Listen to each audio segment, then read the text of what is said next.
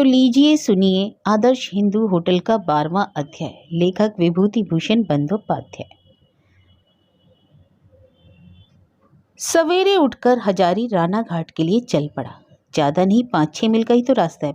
पैदल चलकर 8:30 बजे के लगभग स्टेशन के पास वाले सगोना के जंगल में जा पहुंचा। रेल बाजार में घुसते ही उसकी इच्छा हुई कि एक बार अपने पुराने काम की जगह को झांक कर देखता जाए। आज लगभग 5 महीने हुए उसने राणा घाट छोड़ा था। दूर से ही बेचू चक्रवर्ती के होटल का साइन बोर्ड देखकर उसका मन उत्तेजना और कौतूहल से भर उठा। पिछले 6 वर्षों की जाने कितनी स्मृतियां टीन के छाजन वाले इस घर से जुड़ी हुई हैं। होटल के गद्दी घर में घुसते ही सबसे पहले वह बेचू चक्रवर्ती के सामने पड़ गया। लगभग 10:30 बज गए थे। ग्राहकों का आना जाना शुरू हो गया था। पहले की तरह बेचू चक्रवर्ती गद्दी घर की चौकी पर कैश बॉक्स के सामने बैठे हुक्का पी रहे थे। हजारी ने प्रणाम किया तो उन्होंने कहा, अरे हजारी ठाकुर, कैसे आजकल कहाँ हो? खूब मजे में तो हो ना? और हजारी पलक मारते मानो फिर बेचू चक्रवर्ती के यहाँ नौकरी करने वाला रसोइया ब्राह्मण बन गया। जाने कहाँ से वैसा ही डर, संकोच और मालिक के प्रति आदर उड़कर उसके सारे देह मन पर छा गया। वह पहले की तरह संकुचित भाव से बोला, जी आपकी दया से, एक तरह से। जी आप तो अच्छे से हैं ना? आजकल हो कहाँ? जी गोपाल नगर में, कुंडू बाबू के यहाँ। ओ, घर का काम करते हो? कितने दिनों से हो वहाँ? यही 4-1 महीनों से हूँ बाबू। ठीक है, लेकिन तनख्वाह वहाँ कितनी पाते हो? होटल की तरह गृहस्थ के घर में भला तनख्वाह वहाँ मिलेगी कहाँ? बेचू चक्रवर्ती की इस बात में हजारी को एक तरह का आह्लाद सुनाई पड़ा। आखिर मामला क्या है? बेचू चक्रवर्ती क्या फिर उसको अपने होटल में रखना चाहते हैं? उसके मन में कौतूहल हुआ कि देखा जाए अंत तक क्या होता है। उसने विनयपूर्वक कहा, ठीक कहते हैं बाबू, तनख्वाह तो ज़्यादा नहीं, गृहस्थ लोग कहाँ से ज़्यादा तनख्वाह देंगे। तब क्या आप फिर हमारे यहाँ आए हो? जी हाँ बाबू। क्या सोच कर आए हो? रहोगे क्या? हजारी ने बिना कुछ सोचे समझे कह दिया, अगर आपकी दया होगी तो ठीक है, रह जाओ। पुराने आदमी हो, अच्छा है। जाओ काम शुरू कर दो। अपने कपड़े लत्ते लाए हो? कहाँ से? नहीं बाबू, पहले ही कैसे लाता, सब गोपाल नगर में ही है। दया करके नौकरी में रखेंगे ना रखेंगे? यह जाने बिना कैसे वह सब? अच्छा, जाओ भीतर जाओ। रतन ठाकुर बीमार है, बंसी अकेला है। तुम इसी वक्त से काम में लग जाओ। इस महीने के इन कई दिनों का टूटा खुदरा पैसा तुम पेशगी ले लेना। हजारी ने कृतज्ञता पूर्वक एक बार फिर बेचू चक्रवर्ती का सिर झुकाकर और हाथ जोड़कर प्रणाम किया और वह फिर मशीन के पुतले की तरह रसोई घर की ओर चला। बंसी ठाकुर सामने ही था। उसे देखकर बंसी अवाक होकर ताकता रह गया। हजारी बाबू ने बुलाकर फिर बहाल कर लिया। अच्छे हो बंसी? तुम्हारा वह भंजा अच्छे से है ना?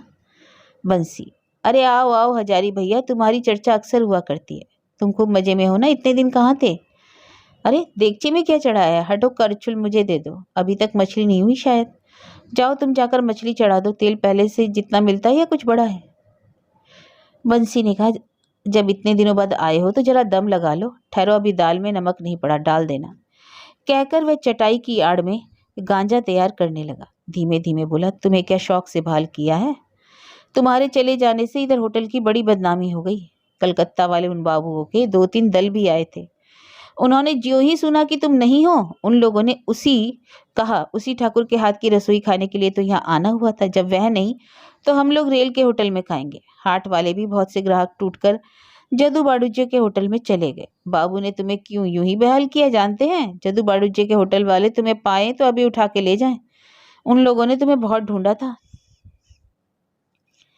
बंसी के हाथ से गांजे की चिल्लम लेकर और दम मारकर हजारी कुछ देर तक आंखें मूंदकर चुपचाप बैठा रहा। क्या होते क्या हो गया? वह तो नौकरी करने के लिए रानाघाट नहीं आया था, लेकिन पुरानी जगह पर पुराने वातावरण में आकर उसने समझ लिया कि इतने दिनों तक उसके मन में सुख नहीं था। यह बेचू चक्रवर्ती का होटल और यह चटाई का बेड़ा और घिरा हुआ रसोई घर, यह पत्थर कोयले का पहाड़ और यह कलछुल सड़सी, यही तो उसका अति चीर परिचित स्वर्ग है। इन सब को छोड़कर वह कहाँ जाएगा? भगवान ऐसे सुख के दिन आदमी के जीवन में ला देते हैं। बंसी के हाथ में चिल्लम वापस देकर उसने खुशी खुशी कहा, लो, एक एक फूंक मार लो। दाल में छौंक दे दूं? इस वक्त अभी तक बाजार का सामान नहीं आया। बंसी बोला, सिर्फ मछली आई है। साग सब्जी के लिए गोबरा गया है। गोबरा नया नौकर है, अच्छा आदमी है, मुझ पर उसकी बड़ी भक्ति है। आ जाए तो देखना। इस समय तीसरे दर्जे का टिकट लेकर दो आदमी खाने वाले कमरे में हैं। उन्हें देखते ही पुराने दिनों के अभ्यास के मुताबिक हजारी पुकार उठा, बैठिए बाबू, जगह बनी हुई है, खाना लिए आता हूँ, बैठिए बैठिए। इतने सवेरे अभी मछली तो नहीं, सिर्फ दाल और भुजिया है। बंसी भात तो ले आना, दाल में छौंक दे दूं। वक्त भी लगभग 10 का हो रहा है। कृष्णा नगर वाली गाड़ी के आने का समय हो गया। आजकल स्टेशन से ग्राहक कौन लाता है? हजारी के देह मन में जैसे नई ताकत और नया उत्साह मिल गया। हजार हो, रानाघाट शहर बाजार वाली जगह है। कितने आदमी जन हैं, गाड़ी घोड़ा, शोर गुल, भाग दौड़, रेलगाड़ी। एक बार यहाँ रह चुकने के बाद दूसरी जगह क्या किसी का मन लग सकता है? यह तो एक जगह जैसी जगह है।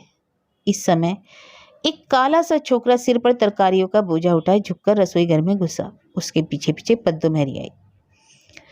पद्दो मेहरी बोलती हुई चली आ रही थी, बाप रे, रानाघाट के बाजार में तो अब बैगन खरीदने की हिम्मत नहीं। 8 पैसे सेर का भाव, भला देश भर में कब किसने सुना? जाने कहाँ के ठगों ने मिलकर बाजार में आग लगा रखी है। सब कुछ कलकत्ता जा रहा है, सब कुछ कलकत्ता जा रहा है। तब गरीब लोग क्या खरीदे और खाएं? ओ बंसी, गठरी इसके सिर से उतार लो। दरवाजे की चौखट पर पांव रखते ही थाली में भात परसते हजारी के सामने देखकर वह थमक कर खड़ी हो गई। उसे एक बारगी जैसे काट मार गया। पद्दो मेहरी को देखते ही हजारी भी हक्का बक्का हो गया। उसका पुराना डर जाने कहाँ से फिर लौट आया। वह सूखी हंसी हंसकर हकलाता हुआ बोला, अरे पद्दो दीदी, अच्छी तो हो? पद्दो मेहरी ने अचरज के भार को संभालकर बच्ची से कहा, बोझा उतार लो ठाकुर। वह सिर पर बोझा लिए मस्खरे की तरह खड़ा है। मछली हुई? उसके बाद हजारी की ओर हिकारत भरी नजरों को देखकर बोली, कब आए? आज ही आया पद्दो दीदी। आज इस वक्त यहाँ रहोगे? बंसी ठाकुर ने कहा। हजारी को बाबू ने फिर बहाल किया, वह यहाँ काम करेगा। पद्दो मेहरी ने करवाहट से कहा, ठीक है। फिर वह रसोई घर में रुकी नहीं, बाहर चली गई। बंसी ने धीमी आवाज में कहा, पद्दो दीदी नाराज हो गई, अब बाबू के साथ उसकी ठनेगी। दोपहर भर पद्दो मेहरी रसोई घर की ओर नहीं दिखी। हजारी का मन छटपटा रहा था, कब वह काम खत्म करके जाकर कुसुम से मिले। उसने देखा होटल के ग्राहक सचमुच कम हो गए। पहले जहां 2:30 बजे से पहले काम खत्म नहीं होता था, आज 1 बजे ही के बाद बाहर के ग्राहक आना बंद हो गए। हजारी ने कहा, अरे बंसी, 3rd क्लास के टिकट तो कुल 30 हैं, पहले तो 1 ही जून 70-75 होते थे। इतने ग्राहक गए कहाँ? बंसी ने कहा, आज तो फिर भी कुछ बड़े हैं।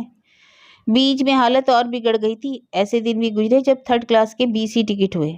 ज्यादा लोग जदू बड़ूची के होटल में चले जाते हैं। उनके यहाँ इस वक्त 100 और उस वक्त 60-70 ग्राहक होते हैं। हाट के दिन और ज्यादा हो जाते हैं। और ग्राहक रहे भी कहाँ से बताओ? ग्राहकों के मांगने पर किसी दिन मछली की मूड़ी नहीं मिलेगी। जब भी बड़ी मछली कटेगी, मूड़ी पद्दो दीदी ले जाएगी। हम लोग कुछ कह नहीं सकते। ऊपर से आजकल पद्दो दीदी ने जो चोरी शुरू कर दी है। सारी बातें फिर किसी वक्त बोलूंगा, तुम पहले खाना खा लो। होटल से खाना वाना निपटाकर हजारी बाहर निकला। मोड़ की दुकान से 1 पैसे की बीड़ी खरीदकर सुलगाई। चूर्णी के किनारे अपनी चीर परिचित जगह पर वह बहुत दिनों से नहीं बैठा, फिर वहां जाकर बैठना होगा। रास्ते में राधा वल्लभ तले उसने भक्ति भाव से प्रणाम किया। आज उसके मन में बहुत आनंद है। राधा वल्लभ जागृत देवता है, उन्होंने उसे ऐसे दिन भी दिखाए। आज सवेरे जब वह घर से बाहर निकला था, तब क्या उसने यह सोचा था? यह तो सपने का भी सपना है। चोर कहकर बदनामी करके जिसे उन लोगों ने निकाल दिया था, आज उन्हीं ने अपने आप नौकरी पर बहाल किया बुलाकर। चूर्णी नदी के किनारे परिचित पेड़ के नीचे बैठकर मन के आनंद में उसने 1 पैसे की बीड़ी फूंक डाली। कुसुम के घर इस समय सब लोग सो रहे होंगे। गृहस्थ के घर जाकर मिलने जुलने का समय नहीं है। दिन कब ढलेगा? 4 बजे से पहले कुसुम के यहाँ जाना ठीक नहीं। अभी 1.5 घंटे की देर है।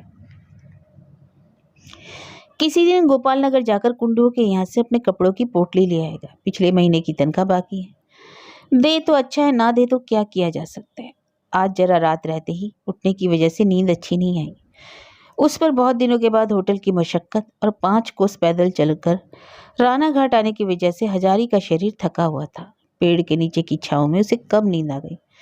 जब नींद खुली तो सूरज की ओर देखकर उसने जाना कि 4 बज गए हैं। कुछ देर बाद उसने कुसुम के घर की दरवाजे की कुंडी खटखटाई। कुसुम ने खुद ही आकर दरवाजा खोला और हजारी को देख अवाक होकर बोली, ताऊ जी, कहाँ से? आइए आइए। उसके बाद उसने झुककर हजारी के पैरों की धूल लेकर प्रणाम किया। हजारी ने हंसते हुए कहा, कल्याण हो बेटी, लड़के बच्चे सब भले चंगे हैं ना? अरे तू कितनी दुबली हो गई है, तुम्हारे काका से सुना बीमार हो गई थी। कुसुम ने उसे घर के अंदर ले जाकर जमीन पर दरी बिछाकर बैठाया, फिर कहा डर की कोई बात नहीं ताऊ जी, इतनी जल्दी मरने वाली नहीं हूँ। आप जब से गए हैं फिर कोई खबर ही नहीं मिली। जानते हैं ताऊ जी, बीमारी में मुझे आपकी कितनी याद आई थी। अगर मर जाती तो फिर आपसे मुलाकात होती, किस्मत में दुख ना लिखा होता तो मरी। छी छी बेटी, ऐसी बातें नहीं बोलते। अच्छा इतने दिनों आप कहाँ थे, आज कहाँ से? एंडोशाला में। कुसुम घबराकर बोली, पैदल ही आए शायद खाना वाना। हजारी ने हंसकर कहा, घबराओ नहीं बेटी, सब बताता हूँ। सवेरे एंडोशाला से निकला, सोचा चलूँ एक बार राना घाट, तुमसे मिलने की बड़ी इच्छा हुई। रेल बाजार में जैसे ही बाबू के होटल में मिलने गया वैसे ही उन्होंने मुझे काम पर बहाल कर लिया। वहाँ का काम धंधा निपटाकर चोरनी के किनारे टहलकर चला आ रहा हूँ। अच्छा, तो उन्होंने फिर आपको बुलाकर बहाल किया? तब झूठ मूठ चोरी का इल्जाम क्यों लगाया था? पद्दो है ना? पद्दो है, जाएगी कहाँ, ऐसी वैसी है, खूब है। फिर जरा अभिमान के स्वर में बोला, मुझे रखे बिना उनका होटल नहीं चल रहा था। ग्राहक तो आधे से ज्यादा टूट गए, सब लोग बाडूजे के होटल में चले जा रहे हैं। हजार हो होटल के मालिक या लिहाजा उसके मालिक जैसे ही। जदू बाडूजे का नाम जरा आदर के साथ हजारी के मुंह से निकला। कुसुम अवाक होकर थोड़ी देर खड़ी रही, फिर अचानक परेशान होकर बोली, जरा बैठिए ताऊ जी, मैं अभी है। नहीं नहीं सुनो, अभी खाने पीने का झंझट मत करो, आप बैठिए तो मैं भी आती हूँ। कोई बात काम नहीं आई। जरा देर बाद ही कुसुम एक कटोरे में गर्म दूध और एक रकाबी में 2 बर्फी संदेश ले आई। उसे हजारी के सामने रखकर उसने कहा, थोड़ा नाश्ता कर लीजिए। यही तो तुम लोगों में खराबी है, मना करने पर भी बात नहीं सुनती हो। कुसुम ने हंसते हुए कहा, जरा देर बाद सुनूंगी, सारा दूध पी जाइएगा, बढ़िया दूध है, अपनी गाय का दूध, गाढ़ा करके औटाया हुआ, दोपहर से आंच पर बैठाया हुआ था। तुमने तो बड़ी मुश्किल में डाल दिया बेटी। पान बनाकर हजारी को देती हुई कुसुम बोली, ताऊ जी होटल अच्छा लग रहा है? बुरा तो नहीं, अच्छा खासा ही लगा, लेकिन क्या सोच रहा हूँ जानती हो? इस रेल बाजार में एक और होटल मजे से चल सकता है। सिर्फ मजे से नहीं चल सकता ताऊ जी, खूब अच्छे से चलेगा। आप अपने नाम से होटल खोलेंगे तो सारे होटल फीके पड़ जाएंगे। तुम ऐसा समझती हो बेटी? हाँ ऐसा ही समझती हूँ, आप होटल खोलिए। कल ही एक और आदमी ने यह बात कही थी, तुम्हारी तरह वह भी मेरी और एक बेटी है, हमारे ही गांव की। कौन ताऊ जी? हरी बाबू की बेटी अत्सी। वह टेम्पी की सहेली है, दोनों में बड़ा अपनापा है। वह कल मुझसे कह रही थी, हमारे यहाँ के बाबू की लड़की? मैंने तो उसे कभी देखा नहीं, उम्र क्या है? थोड़े ही दिन पहले गांव आए हैं, तुम देखती कैसे? उम्र 16-17 होगी, बड़ी अच्छी लड़की है। जब सभी लोग कह रहे हैं तो ऐसा कीजिए ना, रुपए मैं दूंगी। अत्सी ने भी देने को कहा, दोनों से रुपए लेकर शान से होटल खोलूंगा। लेकिन डर लगता है, तुम्हारी जमा पूंजी लेने के बाद अगर घाटा हुआ तब मैं ना इधर का रहूंगा ना उधर का। अत्सी तो फिर भी बड़े आदमी की बेटी है, उसके 200 रुपये डूब भी जाएंगे तो कुछ बनेगा बिगड़ेगा नहीं। नहीं, आपको मेरे रुपए भी लगाने होंगे, मैं कुछ नहीं सुनूंगी। मैं तुम दोनों के ही रुपए लूंगा। ठहरो, मैं कल से जगह तलाश करता हूँ, लेकिन तुम्हारे रुपए डूब जाएं तो मुझे दोष मत देना। ताऊ जी मैं कहती हूँ, आप होटल खोलेंगे तो रुपए डूबेंगे नहीं, फिर भी अगर डूब जाए तो क्या होगा, आपको दोष नहीं दूंगी। चलते वक्त कुसुम ने कहा, ताऊ जी मैं सोच रही हूँ कि परसों संक्रांति के दिन सत्यनारायण की कथा सुनो। रात में आप प्रसाद यहीं पाइएगा। यह कैसे होगा बेटी, मुझे तो 12 बजे से पहले छुट्टी ना मिलेगी। तब अगले दिन दोपहर को आप 1 बजे आइएगा, मैं पूरी बनाकर रखूंगी, आप तरकारी बना लीजिएगा, बात पक्की रही। लेकिन आपको आना जरूर पड़ेगा ताऊ जी। होटल में लौटकर उसने बड़े देग में खाना चढ़ा दिया। बंशी ठाकुर अभी तक नहीं आया था। हजारी बड़ी खुशी से चारों तरफ देखने लगा। वही परिचित पुराना रसोई घर, यहाँ तक कि एक पुरानी लोहे की खंती जिसे 5 महीने पहले उसने टीन की छाजर में खोस दिया था, अब भी जंग लगी हालत में ज्यों की त्यों वहीं पड़ी है। वही बंसी, वही रतन, वही पद्दो दीदी। बंसी अंदर आया। हजारी ने कहा, आज पपीता काट दो बंसी, बहुत दिनों बाद आज जरा पपीते की तरकारी मन से बनाऊं, एक ही दिन में बाडूजी के होटल को पछाड़ दूंगा। गद्दी घर में पद्दो मैरी की आवाज सुनकर बंसी ने कहा, अरे पद्दो दीदी जरा सुनना। ओ पद्दो दीदी। पद्दो मैरी 3rd क्लास के खाने वाले कमरे से होकर रसोई घर में आई, बोली क्या है? बंसी ने कहा, इस वक्त क्या खाना बनेगा? हजारी पपीते की बढ़िया तरकारी बनाने को कह रहा है, आज से हम लोग को भी तो थोड़ा भला बुरा देखना होगा, क्या कहती हो? पद्दो मैरी ने कहा, नहीं पपीता कल बनेगा, आज इस वक्त विलायती कुमड़ा बनेगा और बारीक कटी मछली का झोल बना लो। सवेरे झींगा मछली का भाव 7 सेर आने था, देखो इस वक्त कौन मछली मिलती है। हजारी ने कहा, पद्दू दीदी आज थोड़ा मांस बनवाइए ना। अब तक पद्दूमरी ने सीधे सीधे हजारी से बात नहीं की थी। दिन भर में ये पहली बार उसने उसकी ओर देखकर कहा, मांस बुधवार को बन चुका, आज नहीं बनेगा, शनिवार को बनेगा। पद्दूमरी ने उससे बात की। हजारी पुलकित हो गया और पुलक का पहला क्षण बीतते ना बीतते उसे एकदम विस्मित और चकित करती पद्दूमरी ने पूछा, इतने दिन कहाँ थे ठाकुर? मेरे बारे में पूछ रही दीदी? हाँ, गोपाल नगर में कुंडू बाबू के यहाँ। मैं छुट्टी लेकर आया था, उसके बाद आज घूमने के लिए रानाघाट आया तो सो बाबू ने। अच्छा है, रहो ना, लेकिन पहले से कही देती हूँ, यहाँ का सामान बाहर नहीं ले जा सकते। बाबू ने वह सब एकदम बंद कर दिया। जो खा सकते हो वह यहीं खाओ, समझे? नहीं पद्दू दीदी, बाहर क्यों ले जाऊंगा? तुम्हारी वह कुसुम कैसी है, उससे मिलने नहीं गए? पद्दूमरी की आवाज में विद्रूप और श्लेष का भाव था। हजारी ने लज्जित होकर जवाब दिया, कुसुम कुसुम अच्छी है। पद्दूमरी शायद मुंह फिराकर हंसी, कम से कम हजारी को तो ऐसा लगा। पद्दूमरी के जाते ही बंसी ने कहा, चलो अब तुम्हारी नौकरी पक्की हो गई। ऐसा लगता है कि दोपहर में हम लोगों के चले जाने के बाद मालिक मालकिन में सलाह मशवरा हुआ है, चलो एक चिल्लम भरी जाए। हजारी हंसा। सब कुछ अच्छा है, लेकिन पद्दूमरी ने इसके बीच फिर कुसुम की बात को क्यों उठाया? बहुत छोटा मन है उसका, छी। बंसी ने बाहर से दबी आवाज में पुकारा, ओ हजारी भैया, आओ एक दम मार लें। गांजे का दम लगाकर हजारी रसोई घर में आ बैठा। अचानक अतसी का चेहरा उसकी आंखों के सामने नाच उठा। दुर्गा की मूरत जैसी अतसी, उसका मन कितना अच्छा है। अतसी अगर देख पाती कि काका बाबू गांजा पीते हैं, इसलिए तो वह गांव में कभी नहीं पीता, और लड़के बच्चों के सामने तो शर्म की बात है। 80 रुपये देना चाहती है, होटल तो अब उसे खोलना पड़ेगा। यह बात एक बार बंसी से कहे। बंसी और रतन दोनों अच्छे आदमी हैं, दोनों पर विश्वास किया जा सकता है, दोनों ही आदमी उसे चाहते हैं। उसने बंसी से पूछा, आजकल रात में चटनी बनती है? रोज नहीं, अभी नींबू सस्ता है तो नींबू दिया जाता है। तो मुझे ऐसा कुछ कर दिखाना होगा। सोच रहा हूँ बड़ी की खटाई बना दूँ। तुम्हारे सोचने से क्या होगा? पद्दू दीदी पास करेंगी तब ना कुछ बनेगा। यहाँ का सारा आइन कानून भूल गए क्या हजारी भैया? हजारी हंसने लगा, बोला, बंशी जरा चाय बनाकर क्यों ना पी ली जाए, है इंतजाम? चाय पियोगे? मैं सारा इंतजाम किए देता हूँ। दाल चढ़ाकर करछुल से गर्म पानी इस लोटे में निकाल लो। चीनी है ही, चाय लिए आता हूँ। पिछले साल हम लोग कैसे चाय पीते थे याद है ना? आदि का रस भी डाल दूंगा। आधे घंटे के अंदर हजारी और बंसी कलाई वाली कटोरियों में खुशी खुशी चाय पी रहे थे। भूत की तरह खटने के बाद यही तो आनंद क्या कम है। हजारी टकटकी लगाकर आग की ओर देखता हुआ चिंता भरे स्वर में बोला, जहां जिसका मन टिके समझे। बंसी, गोपाल नगर में शाम के वक्त रोज उन लोगों के मंदिर में भगवान का भोग लगता था। उसमें संदेश, कटे हुए फल, भिगोई हुई मूंग की दाल मुझे खाने को देते थे। चाय मैं चूल्हे पर खुद बना लेता था, लेकिन उसमें क्या ऐसा मजा था। रसोई घर में अकेला बैठकर चाय पीता, खाना खाता, हाय हाय करता था मन। खाकर भी खाने का सुख नहीं था। और आज सिर्फ चाय पी रहा हूं, लेकिन कितनी मीठी लग रही है। रात हो गई। स्टेशन के प्लेटफॉर्म पर किसी गाड़ी की आवाज सुनकर हजारी ने कहा, अरे बंसी, कृष्णानगर वाली लोकल आ गई, दाल में कटी मछली डाल दो। इसी समय खाने के कमरे से गोबरा ने आवाज लगाई, 3rd क्लास 2 थाली।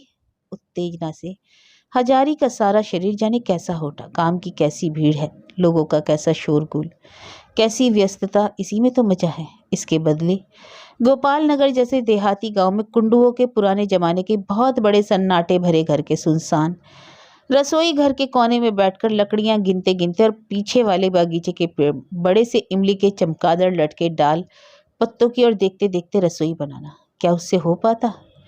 वह ठहरा शहर का आदमी।